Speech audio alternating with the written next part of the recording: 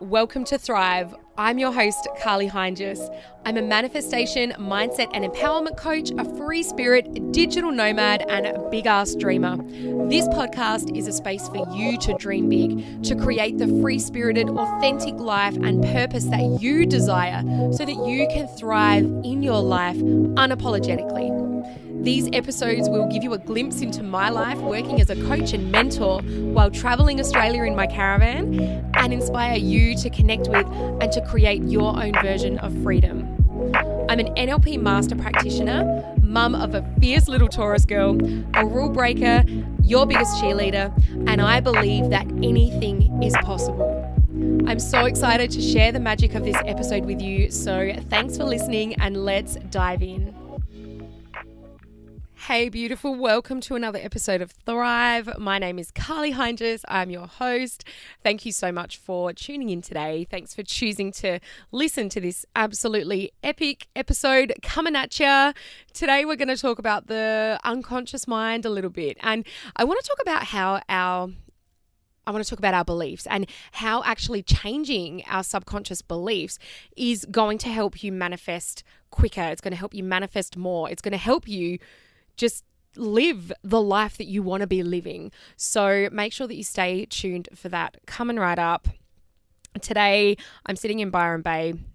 I love it here so much. I had a moment today where I was like, oh my God, we're in Byron Bay. And we've actually decided that we want to stay here for a while. We have no plans to move on just yet. So I'm living in Byron Bay. And this, oh my God, was one of the biggest dreams I've ever had, was to live in Byron Bay and to spend, a decent amount of time here. So it's only been a couple of weeks so far. And yeah, I don't think we're going to leave for at least a couple of months. So, it feels incredible. As I'm talking to you right now, I'm sitting in the caravan as usual when I'm recording my potties, and there's the most beautiful little families next to us, and the girl is probably a teenager, and she's playing the most beautiful piano. I don't know if you can hear it. It's probably too faint for you to hear it, but it just feels so soothing and it just feels incredible being able to listen to that as I'm talking to you guys today. So I've had an incredible week. Little life update before we get into the juice. Incredible week. I decided to take Layla, my daughter, to Adelaide just for a few nights, just to do a quick surprise visit to her grandparents, my parents and Michael's mum, which was beautiful. Oh my God, they were so surprised and almost fell over when they saw us. And it was such a beautiful experience. It was really, really beautiful to be able to do it for Layla, of course, and for our parents. And I just had this moment where I was like, oh my gosh, I'm getting to create this life where we get to live the best of both worlds. We get to experience the adventure of being on the road and doing new and different things, whilst also being able to experience the comfort of being back home whenever we want to. We're not constrained by having to be somewhere at a certain time or, not be somewhere. So it just felt so abundant. And this is a belief, right, that I have had to work to change. I used to believe that I couldn't have the best of everything, or that, if something seemed too good to be true, then it usually was, or, you can have one or the other, you can't have both, right? But I've worked on that. And I'm just thinking now of the little Mexican ad, or the Mexican ad for the tacos. And she's like, why can't we have both? And that's exactly how I feel right now. I don't believe in having to only have one thing or the other. I believe in getting to have it all and getting to experience it all. And yeah, this is an example of a belief that I've had to recreate and overcome within myself to be able to experience this life and to be able to do all of the things that I want to do. So we're going to talk a little bit more about that in a minute. I have also, oh my gosh, this is so exciting. I have also just kind of started to really take my YouTube channel seriously. When I say really start to take it seriously, I mean that I've got a plan, and today I've uploaded a video. So There's a link in the notes if you want to go and check it out. There'll definitely be exclusive YouTube content on there. Probably some meditations as well. Today's video was a meditation. So head over if you want to check it out. I feel like, I don't know, I'm just feeling more called to make more video content right now, to make more rich, longer form sort of stuff. So it feels fun. Why not? Let's go with it. So head on over if you want to check out the YouTube, and yeah, let's get into the episode. So today we're going to talk a little bit about why it is that you need to change your subconscious beliefs and your thoughts in order to manifest more of what you want. To do that, let's kind of get a bit of an understanding for what the unconscious mind actually is, and how it operates and what its main functions are. Okay, and from there I want to go into how our beliefs are formed, which then really creates our thoughts and our actions and our experiences. So first of all, what is the unconscious mind? So you're probably very aware of certain things. Like right now you can hear my voice. Okay, that's your conscious mind. The conscious part of your mind, the part that, like, all the stuff that you're aware of, is about 17% of your mind. And this controls only 2 to 4% of your behavior, right? So not much. And your unconscious mind is the other 83% of your brain mass, and that controls 96 to 98% of your behavior, which is absolutely huge. Right? So think about it like this. You go and make a conscious decision. You're like, right, I'm going to lose weight. I'm going to eat really well. I'm going to exercise. I'm going to do it all 5, 6, 7 days a week. I'm going to go and kill it. Right? That's you making a conscious decision. And then you get to like day 5 or day 6 or day 7, and you're like, just a couple of margaritas after work, that won't kill me. Or, I'm just going to miss my workout today because I'm feeling XYZ, or you end up having a binge or whatever it is, right? That's because there's something in your unconscious mind, so something that you're not aware of, that has basically railroaded you because maybe you either don't believe that you're worthy, or you don't believe that you deserve it, or that you don't believe that you can do it, right? Whatever the reason is. But your unconscious mind is the part of you that you're not conscious of. Okay? And think of it like this. Like, until I mentioned it, you weren't even conscious of feeling your feet on the floor, right? You weren't conscious of feeling your legs against the chair, or however it is that you're sitting, but you were conscious of my voice. But maybe there's some other sounds going on around you that you're not conscious of. Maybe there is the sound of a piano next door to me that you're not conscious of right now. Okay? Your eyes are blinking, you're breathing, your heart's beating, all of those things your unconscious mind is doing for you. Okay? And when we create change, the sustainable change is going to happen at the unconscious level and in conjunction with your unconscious mind. Okay? So this is why when we just say, I'm going to go and make change without doing any work at the subconscious mind to look at our beliefs, this is why so often it either doesn't work, or it feels really hard. Or, it works for a little while, but then we ultimately fall back into our old habits. That's because our habits are formed over time. Our habits are generally formed at an unconscious level. Therefore, they must be changed at an unconscious level. Okay? So, very briefly, let's talk about a couple of the key things that the unconscious mind is responsible for. First of all, your unconscious mind stores memories in relationship to time. It's the job of the unconscious mind to create connections at the unconscious level. The unconscious mind is also the domain of emotions, and this is where our emotions live. So somebody who's not really connected to their emotions doesn't necessarily have a good connection with their unconscious mind. So the unconscious mind is the part of us that feels. Although we can obviously be conscious of our emotions, they're typically stored and they're kept in the unconscious mind. So all of our emotional responses are unconscious responses. The unconscious mind organizes all of our memories for us in a timeline. It also represses memories with unresolved negative emotions. So let's say, for example, when you were a child, perhaps you had a traumatic experience. Your unconscious mind is very good at keeping that hidden from you so that you don't have to deal with the negative emotions. Okay? And these negative emotions, they store themselves in our body. Okay? So a lot of the time, this can actually cause disease within the body because we're not allowing those emotions to release. Okay. And this is one of the things that I work with my clients on. We call it timeline therapy. Okay. Our unconscious mind is very good at being able to present those repressed memories and those repressed emotions for resolution when we're ready, okay? And what that allows us to do is to make rational choices around them. It allows us to take learnings. And importantly, it allows us to be able to release those emotions, okay, which is so important for our bodies.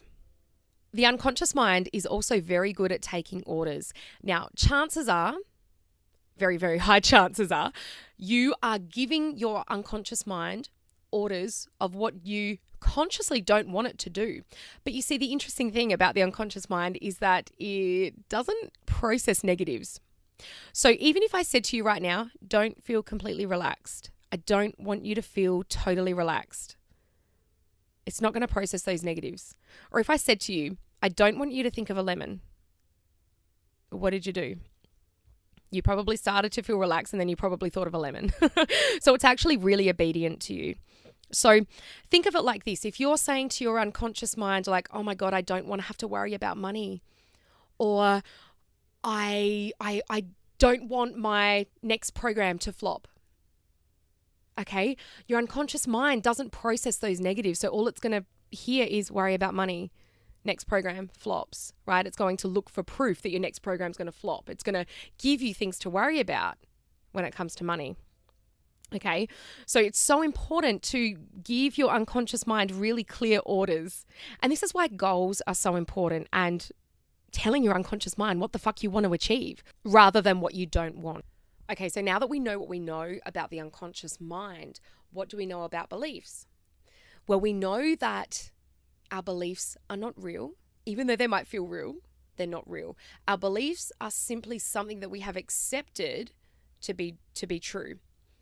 Okay, and between the ages of 0 and 7 years old, you know, we are spending time, like most of our time, with our parents, with our grandparents, with teachers, with people close to us. We're watching TV, we're, you know, hearing things on the news, and society is shoving things down our throat. Okay, that is how our belief system is formed. And if our belief system is serving us and we're sitting here at the age of 30 years old and we're like, you know what, my life is fucking great. I have everything I want. I believe in myself. I know that I am worthy as fuck of having all of the things that I want. Then you have a belief system that is serving you. But if you're sitting here and you're going, like, why does she get to have all of the amazing things? Why is she making all of this money and I'm not? Or why is that person in such a beautiful, loving relationship and I'm not, but I'm trying so hard to find somebody? Okay, that is the indication that we then need to look at what it is that we believe. We need to look at what we believe about ourselves, about the world, about other people, about certain situations. Because chances are, if you're not living a life that you really want to live, you're not feeling happy within yourself, and you're not living the life that you desire, then chances are you have a belief system that is not serving you and you need to do some work around changing that. So if I was looking at my own belief system, these are the things that I would do. I would get really clear on what it is that I want for my life. Okay, I would be writing out all of my desires. I'd be dreaming about, you know, where I want to be, what I want to be doing, who I want to be with, and all of those amazing things. And then I would start to notice what stories creep in. I'd start to notice, like, what is my default reaction when I think about wanting to have or do or, you know, live my life in this way? What is coming up for me? Is it that I don't feel worthy? Is it that I don't feel like I deserve to have these things? Or is it that I don't feel safe making that kind of money? Is it that I don't feel like I deserve to be loved? Is it that I don't feel lovable? Is it that I don't feel chosen? I don't feel like I'm the priority for anybody? I would start to really pay attention to your thoughts. Really paying attention to your thoughts when you think about the things that you want. Okay, and any thoughts that come up like that, you might feel a feeling in your chest or you might not, whatever.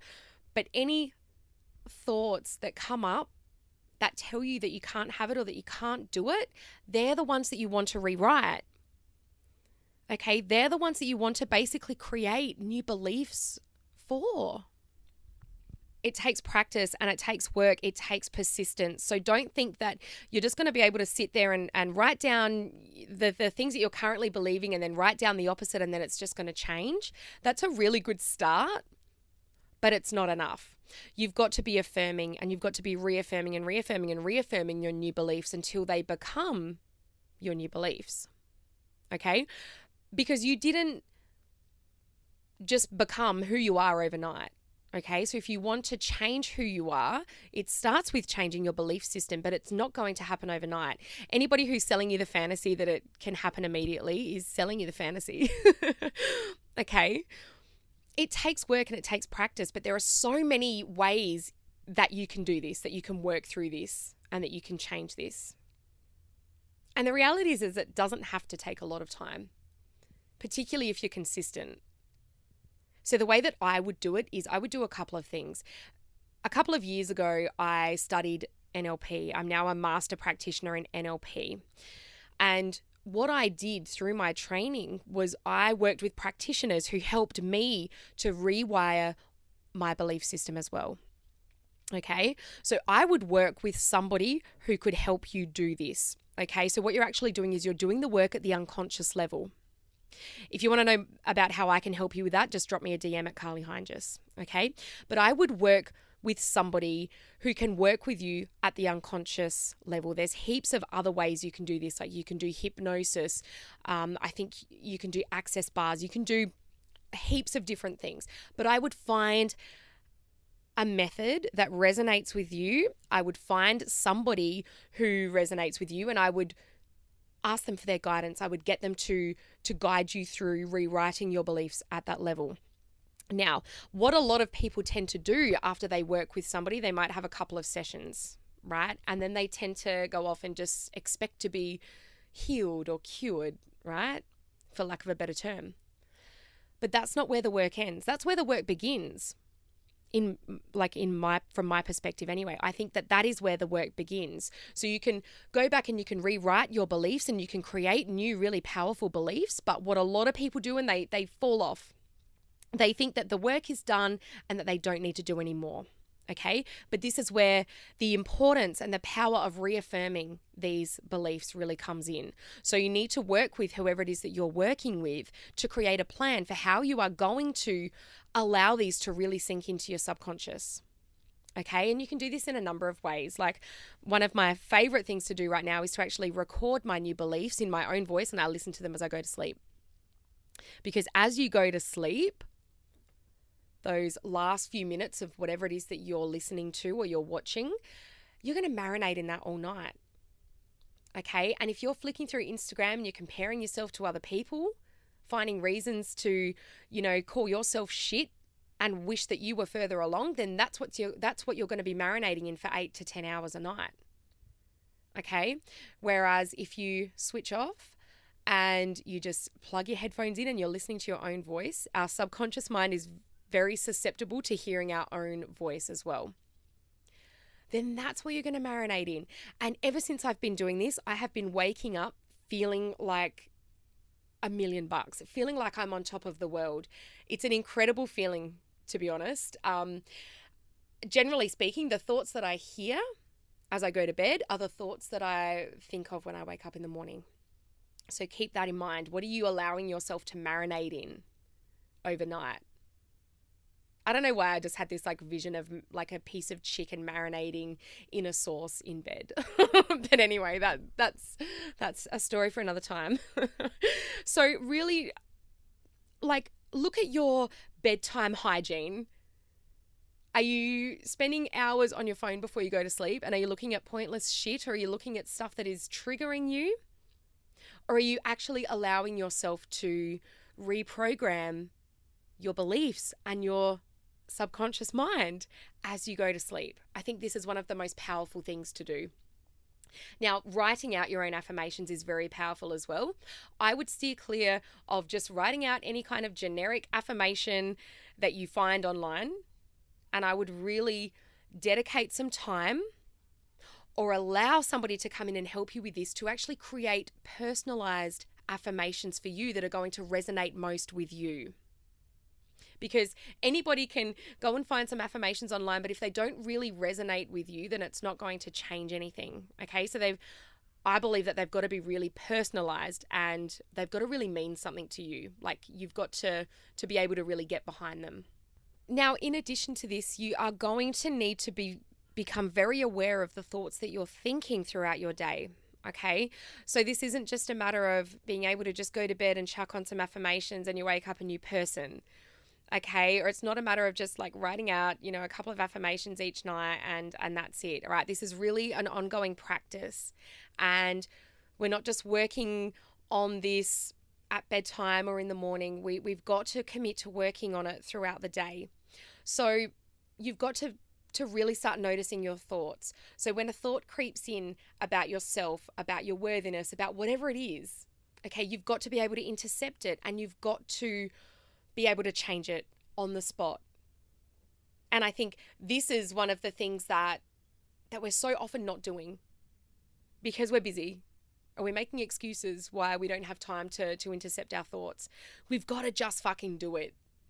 You've got to just fucking do it. If you want to change your life and if you want to actually start manifesting some of the things that you desire, you've got to commit to putting the work in. As much as we would love to think that it's all just a little bit of magic and there's some universal powers at play, okay, I love a bit of magic, but the reality is that your thoughts are creating your reality. And until you get that, and until you actually take responsibility for that and own it and do something about it, you're going to be in the same position. And if that's feeling stuck, then you're going to keep feeling stuck. Or if it's feeling not good enough, you're going to continue to feel not good enough until you fucking change it. Okay, nobody else can come and do this work for you. Yes, there are people out there who can help you and who can provide you with some tools and with some support. 100% yes, I'm one of those people. And I fucking love that I get to do that. But nobody can do it for you. All right? So commit to yourself to do it for you. All right, guys, I really hope that this episode has been insightful for you. I feel like we've taken a deep dive into the unconscious mind, into how our subconscious beliefs are formed, and some of the things that we can start to do to change them. This is such important work if you want to start to create the life of your dreams. All right? I've got a couple of one-to-one spots open. If you want to go further with this, if you want to truly up-level your reality, if you want to truly get in control of your thoughts and start to create the life that you really want to live, please drop me a DM at Karli Heinjus on Instagram. Okay? I would love to have a chat with you and to see if we're a good fit to work together. Thank you so much for listening. I love you guys. And until next time, you have fucking got this. Hey sister, thank you so much for listening. I really hope that you enjoyed this episode. If you did, it would mean so much to me if you would head over to your podcast provider and leave me a 5-star review. This will help us to reach more incredible humans who want to thrive in their life and be unapologetic about it. If we're not friends yet, let's connect on Instagram or Facebook. You can find me at Karli Heinjus. Thanks again for listening. Until next time, you've got this.